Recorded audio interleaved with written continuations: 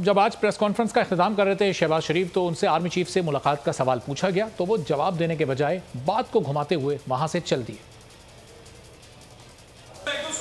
नहीं सवाल, thank you very much, बस थैंक यू बहुत।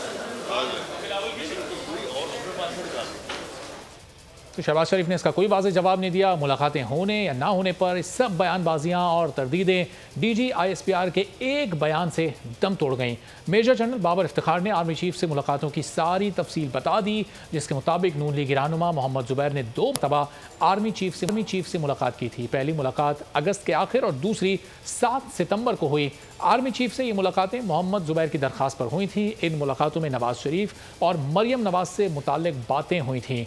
आर्मी चीफ ने अदालती सियासी मसाइल से फौज को दूर रखें, ये आर्मी चीफ की जानिब से कहा गया। कानूनी मसाइल अदालत, सियासी पार्लियामेंट में ही हल होंगे। DG ISPR के मुताबिक इन मुलाकातों में DG ISPR भी शरीक थे, जिसकी तस्दीक नून लीग रहनुमा मोहम्मद जुबैर ने भी एक TV चैनल को इंटरव्यू देते हुए कर दी है। ये वो तमाम सूरत हाल थी जो कि इस मुलाकात से मुताल्लिक रही। अब इससे पहले एक AP जिसमें एक स्ट्रेटजी हुकूमत की जानिब से, हुकूमत के ख़िलाफ़ अपोजिशन की जानिब से पेश की गई, उस पर भी अब अमल दरामद होना है। अगले महीने से उसका भी आगाज़ होना है।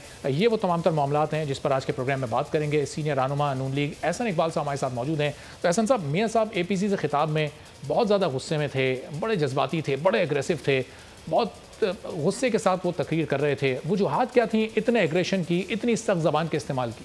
देखिए, नवाज शरीफ साहब की जो हैसियत है वो बहुत मुनफरिद है। वो इस वक्त पाकिस्तानी रियासत के अंदर सियासी मैदान के हवाले से सीनियर तरीन स्टेट्समैन है। मोहतरमा बेनज़ीर भुट्टो साहिबा अब हयात नहीं है, लेकिन नवाज शरीफ साहब वो शख्सियत हैं जिन्होंने 2 दफ़ा वज़ीर आला का टेन्योर किया, 3 दफ़ा वज़ीर आज़म के टेन्योर पे सर्व किया। और ये बात भी एक हकीकत है कि 72 साल गुजरने के बाद पाकिस्तान का निज़ाम मुस्तहकम नहीं हो रहा और अभी तक हम तजुर्बात से गुजर रहे हैं। तो इसलिए हर वो शख्स जिसने इस मुल्क के निज़ाम को देखा है वो अपने अंदर दर्द महसूस करता है कि पूरी जब मेरा ज़ाती तौर पे महसूस करता हूँ। मैंने सियासी सफ़र 93 से शुरू किया, जब मैं पहली दफ़ा कौमी असम्बली का मेंबर मुंतखब हुआ। मेरी तकरीबन 35 साल उम्र थी। अब 62 साल उम्र हो गई है। 5 दफ़ा MNA रह चुके हैं, हुकूमत देखी, अपोजिशन देखी, मार्शल लॉज देखे, बाल सारे सफ़ेद हो गए हैं। अब सवाल होता है कि हमने क्या पाकिस्तान इन 30 सालों में यहाँ पे जमहूरियत पुख्ता हुई है? क्या आइन की हुक्मरानी पुख्ता हुई है? क्या कानून की हुक्मरानी पुख्ता हुई है? नहीं हुई है। बांग्लादेश जो हमसे 25 साल बाद आज़ाद हुआ, वो भी एक निज़ाम लेकर चल पड़ा है और आज इक्तिसादी तौर पे हमसे आगे निकल गया है। तो इसलिए ये एक कुदरती और फितरी बात है कि हर वो शख्स जो इस निज़ाम में रहा है कि वो बुनियादी सवाल उठाए कि भाई ये निज़ाम कब ठीक चलेगा, कैसे ठीक होगा। और उसका एक ही रास्ता है कि इस मुल्क को इस मुल्क के आइन के मुताबिक चलाया जाए। इस मुल्क के तमाम इदारे उस दायरे कार के अंदर रह के काम करें जो आइन उनके लिए मुतय्यन करता है, और इस मुल्क के इदारे एक दूसरे से मुखासमाना रवैया रखने की बजाय एक दूसरे के साथ मददगार हों ताकि मुल्क की मईशत को मजबूत किया जा सके। अब इस वक्त सूरत यह है कि एक PTI है और एक कौमी इदारे हैं और बाकी पूरा मुल्क एक तरफ खड़ा है। प्राइम मिनिस्टर जो है वो किसी भी मौके के ऊपर मुल्क के ऊपर कितना बड़ा बुहरान आ जाए, ऑपोजिशन के साथ बैठने के लिए तैयार नहीं है। अब जमहूरियत जो है उसके 2 पहिए होते हैं, एक हुकूमत है, एक ऑपोजिशन है। और अगर जो उस गाड़ी की ड्राइविंग सीट पे इंसान बैठा है वो ऑपोजिशन के साथ किसी किस्म का वर्किंग रिलेशनशिप भी नहीं बना सकता, फिर निज़ाम तो डिसफंक्शनल ही होगा ना। और क्या हम अफोर्ड कर सकते हैं कि इस तरह का एक गैर फाल निज़ाम, एक डिस्टॉर्टेड निज़ाम, एक ब्रोकन सिस्टम हमारे मुल्क की मईशत को तबाह करे, हमारे मुल्क की सियासत को मजीद इंतशार की तरफ धकेले, हमारी खारजा पॉलिसी ख़त्म हो जाए, कश्मीर हमारी आंखों के सामने छिन जाए, हम खामोश तमाशाई बने रहे। लेकिन एहसन साहब, वो सारी बातें हैं। एहसन साहब, ज़ाहिर है इस हुकूमत के कौमी बड़े मिसाली ताल्लुकात हैं। मियाँ साहब 3 बार वज़ीर आज़म रहे, अपने तीनों अदवार में वो ये ताल्लुकात क्यों अच्छे कायम नहीं कर सके, वर्किंग रिलेशनशिप क्यों कायम नहीं कर सके? 80 की दहाई में मियाँ साहब के कौमी इदारों से बड़े अच्छे ताल्लुकात थे जब वो सियासत में नए नए आए थे। फिर 90 की दहाई, 2000 के बाद ये वर्किंग रिलेशनशिप क्यों कायम नहीं हो सकी?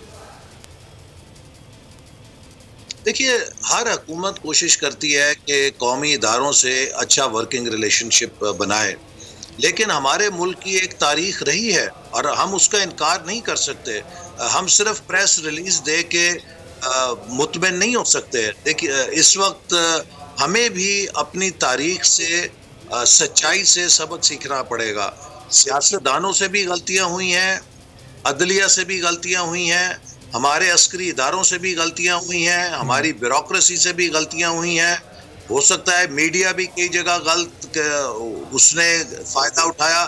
लिहाजा अगर हम सब ने किसी न किसी दर्जे में माजी में कोई गलती की है, तो अब हम एक दूसरे को ब्लेम देने की बजाय अगर हम दयानतदारी के साथ सोल सर्चिंग करें और इस मुल्क को चलाने के लिए किसी ज़ाब्ते अखलाक के ऊपर मुत्तफिक हों, तो वही एक रास्ता है जिससे हम आगे निकल सकते हैं। वरना तो ये लेग पुलिंग चलती रहेगी।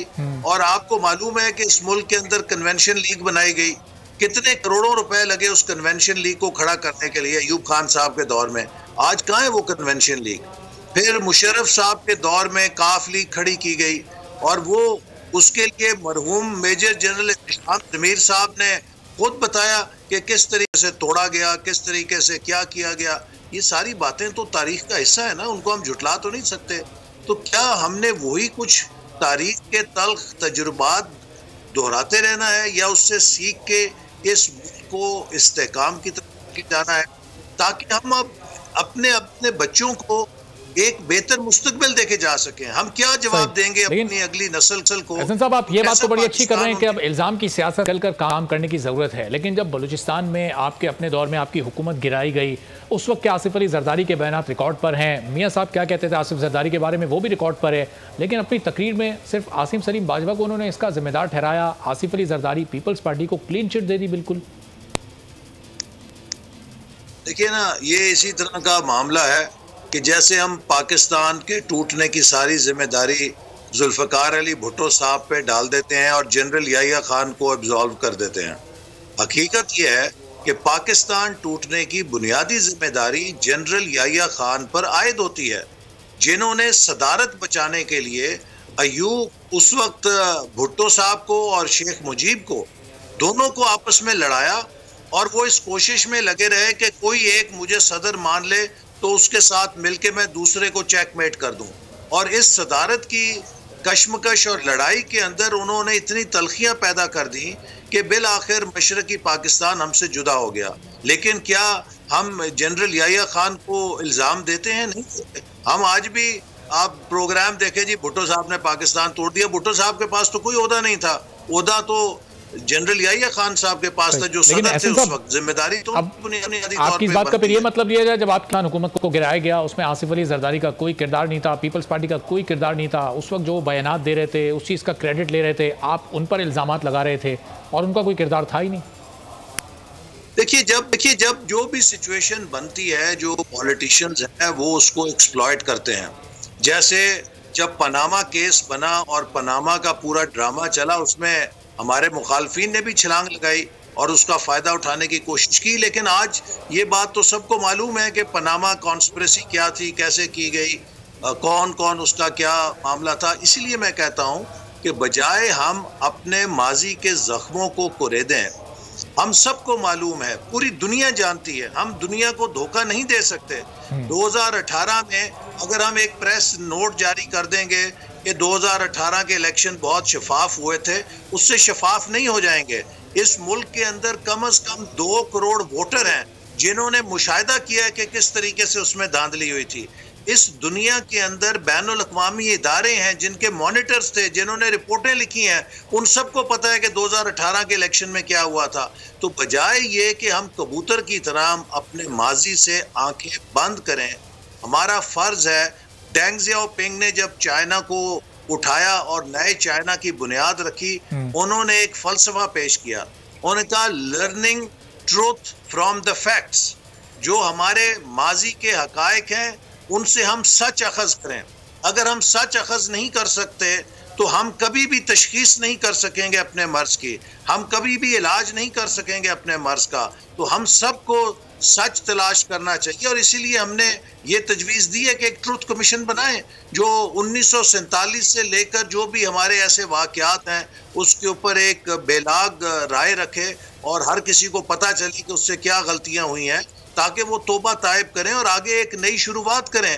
वगरना एज दे से कि if you keep doing what you are doing you keep getting what you are getting, and if you want to stop getting what you are getting you have to stop doing what you are doing। तो अपनी माजी की हरकतें, माजी की गलतियां हमें छोड़नी पड़ेंगी अगर हम एक नया मुस्तकबिल चाहते हैं, वगरना तो वही होगा, वही दलदल होगी और वही दायरे का सफर होगा।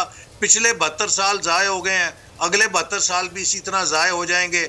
इस खित्ते से श्रीलंका आगे निकल गया, बांग्लादेश आगे निकल गया, नेपाल आगे निकल गया, कल को अफगानिस्तान भी आगे निकल जाएगा। हम अपनी अगली नस्ल को क्या जवाब देंगे? तो इसलिए बुरा नहीं मानना चाहिए, हम सबको सच्चे और ठंडे दिल के साथ। एहसन साहब, अब नवाज शरीफ ने कौमी इदारों पर तनकीद की, उन पर इल्ज़ामात लगाए, भारतीय मीडिया ने इसको बड़ी भरपूर कवरेज दी, खासतौर पर उनके उस हिस्से को।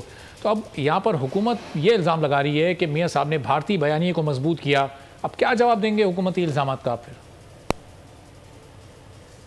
देखिए, मैं इस मर्ज, ये भी एक मर्ज है कि हम हर चीज अपनी गलती दुरुस्त करने की बजाय कॉन्स्पिरेसी थ्योरी तलाश करते हैं। दुश्मन अगर आपकी फॉल्ट लाइन से फायदा नहीं उठाएगा तो वो नहायत अहमक है। हमने ये नहीं देखना कि दुश्मन क्या कह रहा है, हमारा फर्ज ये होना चाहिए कि हम अपनी सोसाइटी में उन फॉल्ट लाइंस को बंद करें। अगर हम कोई चिंगारियां पैदा कर रहे हैं तो दुश्मन तो उन पे पेट्रोल छिड़क के आग लगाएगा। हमने ये नहीं देखना कि दुश्मन ने किधर पेट्रोल छिड़का है, हमने ये देखना है कि हमारी कौन सी चिंगारी सुलग रही है, हम उस पर पानी फेंक के उसको खत्म करें ताकि दुश्मन जितना मर्जी पेट्रोल फेंके उससे आग ना लग सके। हमें इंट्रोस्पेक्शन करने की जरूरत है। भारत इस बात से ज्यादा खुश है कि हमारी मईशत 5.8% से नेगेटिव हो गई है। भारत इस बात से ज्यादा खुश है कि आज कश्मीर को वो हड़प कर गया और हम तन्हाई का शिकार हैं खारजा पॉलिसी में। भारत इस बात से ज्यादा खुश है कि हम डोमेस्टिकली पोलराइजेशन की तरफ जा रहे हैं और हमारी इंटरनल सॉलिडारिटी वीक हो रही है। ये वो चीजें हैं जो भारत को खुश कर रही होंगी। किसी के बयान से भारत में शादियाने नहीं बजेंगे। भारत में अगर शादियाने बजेंगे तो वो पाकिस्तान की जो सियासी, इक्तिसादी और समाजी ताकत है, अगर वो किसी दर्जे में कमजोर होगी वो उनको खुश करेगी। हमें उस तरफ तवज्जो देनी चाहिए कि क्या वजह है कि हमारी मईशत क्रैश कर गई 2 सालों में 7%, क्या वजह है कि हमारी सोसाइटी बदतरीन पोलराइजेशन की तरफ जा रही है, क्या वजह है कि हम अपने दोस्तों को खो रहे हैं, अपने दरीना दोस्त मुल्क भी आज हमारे साथ हमारे मौक़िफ़ पर नहीं खड़े हैं। इन चीजों का, सवालों का जवाब तलाश करने की जरूरत है। जिन इदारों से मियां साहब मुखातिब थे, क्या वो हमारी लाइन्स हैं? ज़ाहिर टर्म आपने भी इस्तेमाल की, तो क्या तमाम के तमाम बिगाड़ की जिम्मेदारी सिर्फ इन्हीं पर ही है? हमारे सियासतदान, हमारे पार्लियामेंटेरियंस, हमारे निज़ाम की जो कमज़ोरियाँ उसमें हिस्सेदार नहीं है? सिर्फ उन इदारों की ये जिम्मेदारी है इस बिगाड़ की? मैं तो देखिए ना, मैं तो ये कह चुका हूँ कि हम सबको देखना चाहिए और मैंने जेल से एक मजमून भी लिखा था कि अब वक्त आ गया है कि पाकिस्तान के जो स्टेक होल्डर्स हैं, पॉलिटिशियंस हैं, जुडिशरी है, फौज है, ब्यूरोक्रेसी है, प्राइवेट सेक्टर है, मीडिया भी एक फोर्थ पिलर है। ये 6 स्टेक होल्डर्स किसी न किसी दर्जे में एक ग्रैंड नेशनल डायलॉग करें और उसके बाद एक कोड ऑफ कॉन्डक्ट बनाएं कि हमने इस मुल्क को 73 के आइन के जरिए किस तरह एक डेकेड ऑफ स्टेबिलिटी देना है। हमें 10 साल का एक तसलसल और इस्तेहकाम चाहिए। हम किस तरह इस मुल्क में फेयर एंड फ्री इलेक्शन कराएं जिन पर सबका एतमाद हो, उनको कोई कंटेस्ट ना करे और फिर 5 साल बाद एक और इलेक्शन हो और ये निज़ाम चलता रहे, स्टेबल हो। इस वक्त जो हमारे निज़ाम को मैनिपुलेट करने की जो कोशिशें होती हैं वो किसी से छुपी नहीं है। हम लाख उनका इनकार करें, सबको मालूम है कैसे मैनिपुलेट होता है, क्या कुछ किया जाता है। लोगों ने आंखों से देख लिया है। तो इसलिए बजाय एक दूसरे को नीचा दिखाने के, एक दूसरे को गलत साबित करने के, ये टेस्टिंग टाइम्स हैं हर इदारे की लीडरशिप के लिए, हर तबके की लीडरशिप के लिए कि क्या हम इस आइन के तहत मुल्क को चलाने के लिए एक नया कॉन्ट्रैक्ट कर सकते हैं, एक नया चार्टर कर सकते हैं, एक नया ज़ाब्ता अखलाक पे इत्तफाक कर सकते हैं, किस तरह फेयर एंड फ्री इलेक्शन होगा, किस तरह पार्लियामेंट चलेगी, किस तरह अदलिया की आज़ादी को यकीनी बनाया जाएगा, किस तरह कौमी सलामती के मामलात पर सब मिलकर काम करेंगे। अगर हम ये काम कर लें तो तारीख हमें कभी भुला नहीं सकेगी, लेकिन अगर हमने ये काम नहीं किया तो तारीख हमें रद्दी की टोकरी में फेंक देगी, तारीख रद्दी की टोकरी में फेंक देगी अगर इस तरह काम। जरा एपीसी की जो स्ट्रेटजी थी, जो एलामिया था, उस पर भी आते हैं। हुकूमत को आपने 4 माह की मोहलत दे दी है इस एपीसी में शामिल तमाम जमातों ने। जनवरी में क्या होने जा रहा है? अक्टूबर से आप रैलियां शुरू करेंगे, धरने शुरू करेंगे, जल्द से जुलूस होंगे, लेकिन ज़ाहिर है इस पूरी एक्टिविटी से हुकूमत तो नहीं जाती। जनवरी में फिर क्या करेंगे? देखिए, हमने एक प्रोग्राम दिया है जिसमें हम राय आमा को मुनज़्ज़म करेंगे। ये हमारा जमहूरी हक है। जमहूरियत के अंदर अवाम ही असल मालिक होते हैं और उनसे रजू किया जाता है जब इदारों में डेडलॉक हो। इस वक्त पार्लियामेंट को तो बिल्कुल गैर मौसर कर दिया गया। आप अंदाज़ा कीजिए कि जब पार्लियामेंट के अंदर आप गिनती की हुर्मत नहीं बरकरार रख सकते तो किसी दूर अफ्तादा बलूचिस्तान, खैबर पख्तूनख्वा, सिंध, पंजाब के पोलिंग स्टेशन पे आप गिनती की हुर्मत कैसे कायम कर सकते हैं? सारी दुनिया ने देखा कि कौमी असेंबली में हुकूमत की अकलियत को अक्सरियत बना दिया गया और वही RTS के निज़ाम के मुताबिक अपोजिशन की अक्सरियत अकलियत बन गई। जैसे उससे पहले सेनेट के इलेक्शन में सबने तमाशा देखा था, चेयरमैन के खिलाफ जब नो कॉन्फिडेंस था। तो ये चीज़ें बहुत संगीन है कि आपके जो आला तरीन इदारे हैं हमने उनको भी बेवकूफ़ कर दिया है और हमने वहाँ पर मुतालबा किया जी आप रिकाउंटिंग कराएं, हाउस की डिवीजन करा दें। और अगर हुकूमत को मालूम था कि हम उस वक्त अकलियत में हैं, वो हाउस की डिवीजन करके दुनिया को बता देते कि देखिए ये अपोजिशन किस तरह शोर मचाती है, ये झूठी है। यकीन कीजिए हम 6 महीने किसी को शायद शक्ल दिखाने के काबिल ना रहते, लेकिन चूंकि हुकूमत को मालूम था कि उन्होंने चोरी की है, स्पीकर ने रिकाउंट नहीं होने दिया, स्पीकर ने हाउस की डिवीजन नहीं होने दी।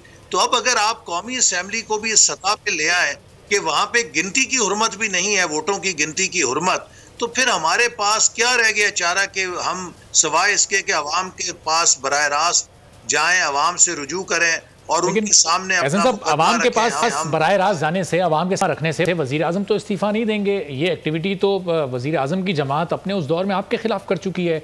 आपके वजीर आजम ने भी इस्तीफा नहीं दिया था। वजीर आजम को कन्विंस कैसे करेंगे इस्तीफा देने पर? आपके एलामिया का पहला नुक्ता ही है ये।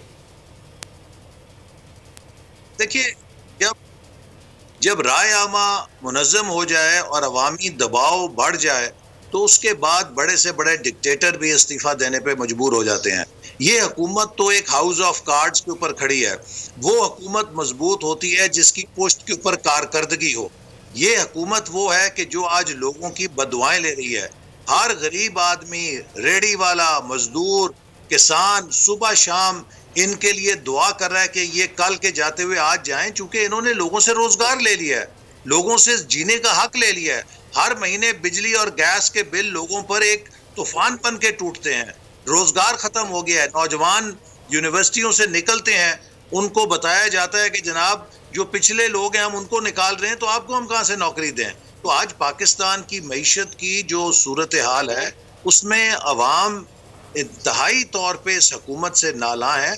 और आप देखेंगे कि जब ये राब्ते अवाम मुहिम चलेगी ये एक पूरा सैलाब बनेगा। और जिस सुनामी का ये जिक्र करते थे, जब वो सुनामी इनके ऊपर गिरेगी तो इन्हें सब कुछ याद आ जाएगा कि इस्तीफा कैसे दिया जाता है और हुकूमत कैसे छोड़ी जाती है। लेकिन एहसन साहब पार्लियामेंट में कई बार ऐसे मौके आप हुकूमत को बड़ा टफ टाइम दे सकते थे। सादिक संजरानी वाला मामला आया तो आपके अरकान की वफादारियाँ तब्दील हो गई। जब उनकी वफादारियाँ तब्दील हुई, उनको मंजर आम पर क्यों नहीं लाया गया? उनके खिलाफ पार्टी की सतह पर कोई कार्रवाई क्यों नहीं की गई? इमरान खान अपनी पार्टी में ऐसी कार्रवाई कर चुके हैं आपके इस वाक़े से कुछ माह पहले। आपकी पार्टी ने इस पर उसूली मौक़िफ़ क्यों नहीं अपनाया?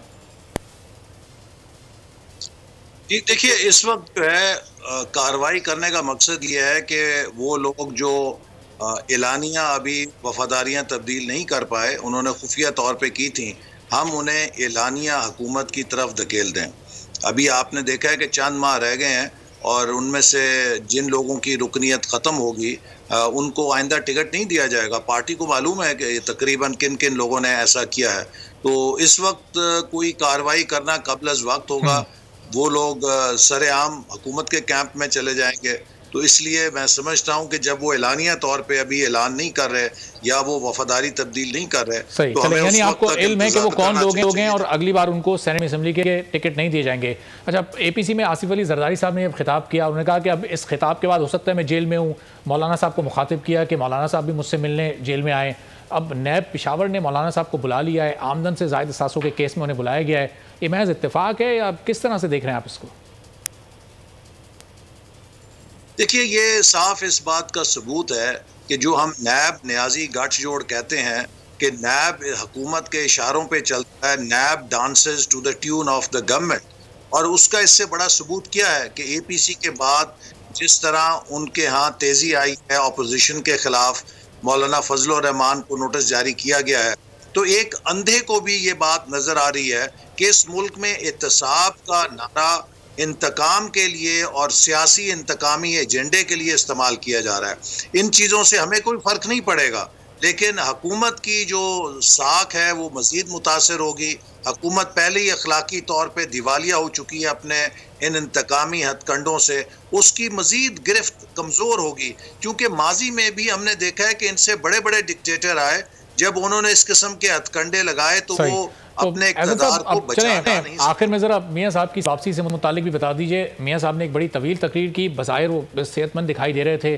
बिलावल भुट्टो जरदारी भी उनको दे दें, पीपल्स पार्टी अपने इस्तीफे आपको दे दे, तो मियाँ साहब कब वापस आ रहे हैं? कैसी सेहत है उनकी? इस तहरीक में हिस्सा लेंगे नहीं लेंगे? क्या सूरत हाल है इसमें? देखिए, नवाज शरीफ साहब की जो तबीयत थी और सेहत थी, उसको तो खुद उनकी जो सूबाई वजीर सेहत हैं PTI हुकूमत की, वो वेरीफाई कर चुकी हैं कि उनके टेस्ट जेन्युइन थे और वो लाइफ थ्रेटनिंग कंडीशन में बाहर भेजे गए थे। अब अल्लाह ताला के फजल से अगर उनकी तबीयत स्टेबल हो रही है और अभी उनके कुछ प्रोसीजर जो उनके लिए नहायत ज़रूरी हैं वो पेंडिंग है, क्योंकि वहाँ पे भी कोरोना की वजह से हॉस्पिटल बंद हैं, तो इस पे हुकूमत को सियासत नहीं करनी चाहिए। सवाल ये है कि क्या वो मुस्लिम लीग नून के ज़रिए वहाँ पर गए हैं? उनकी वापसी का फैसला ना हुकूमत के मुशीरों ने करना है, ना टॉक शोज के प्रोग्रामों ने करना है। उनकी वापसी का फैसला उनके मौलजीन ने करना है। ठीक है, उनकी वापसी का फैसला उनके मौलजीन करेंगे। बहुत शुक्रिया।